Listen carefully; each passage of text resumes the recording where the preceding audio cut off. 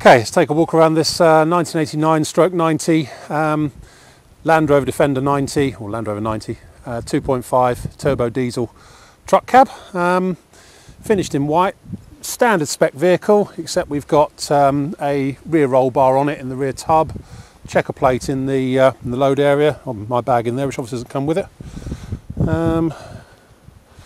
What do we have on it? Checker plate on the modesty covers, wing tops and bonnet. That really is probably about it. Three-seater inside with a nice set of waterproof seat covers on the main seats, rear mud flaps and tow pack. Let's walk around and pick out some good bits and bad bits. Doesn't seem to have led too hard a life. It looks like at some point it's been somebody's had a Dactari fixation and covered it in black stripes, sort of up the doors and stuff, and there is still evidence of some of the remains of the stripes where they've been taken off, which probably with a bit of elbow grease will come out. Sort of up here and around here. It feels sort of sticky, so it probably will come off with some tile remover and a good bit of elbow grease, to say. That's on both doors, and a little bit on the rear wings, but just going around from the front end of it. A few sort of marks and stuff up here, but nothing too outrageous.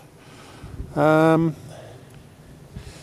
down the near side front wing is very slightly crinkled and dented up here, about 4 or 5 little tiny sort of depressions there, and a bigger one just there. Hasn't broken the paint though, just dented it in very slightly. And looking down the near side, it actually looks relatively straight down there. Fair bit of electrolytic reaction on the back of the near side front wing just down there. Up here on the scuttle, looks like it's had a bit of paint work up here at some point, but it all actually feels quite solid and it all looks pretty good up there around the vents and everything. Roof is a bit dented, but they normally are for some reason on pickups, I don't really know why.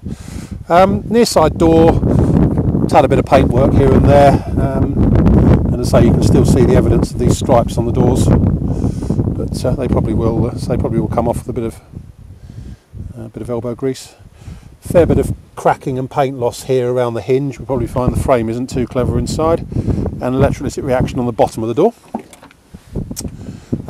Inside here, it's a standard easy clean interior. It's all in reasonably good shape.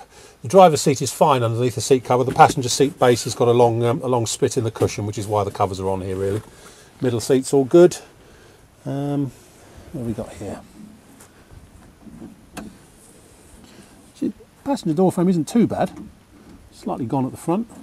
Not too bad at all. There is some rust in it, but it's not imminently in need of repair, shall we say.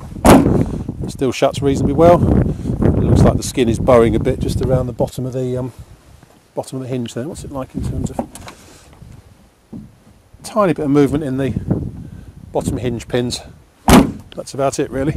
Near side rear wing, there's one or two sort of minor dinks and donks in it here and there, but nothing nothing you wouldn't expect on a Land Rover of its age. And that's about it really.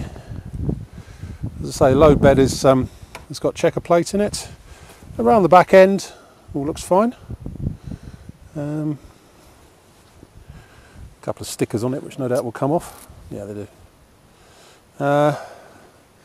Looking down the offside, apart from a couple of dents in the barrel side on the driver's door, all looks pretty straight by normal Land Rover standards. So it's just the evidence of these stripes on both sides. Fair bit of paint loss as usual around the tub top, but expect that really. Carrying on round, A-post is fine. Scuttle corner, again, it looks like it's had a bit of paint just up in the corners, but it all looks solid and correct and smooth and everything. Offside front wing, some electrolytic reaction in the bottom corner there, and again a few minor depressions just in the front of the offside front wing there. Let's go back to the door. Same story as the passenger one really. But inside, let's look at the frame.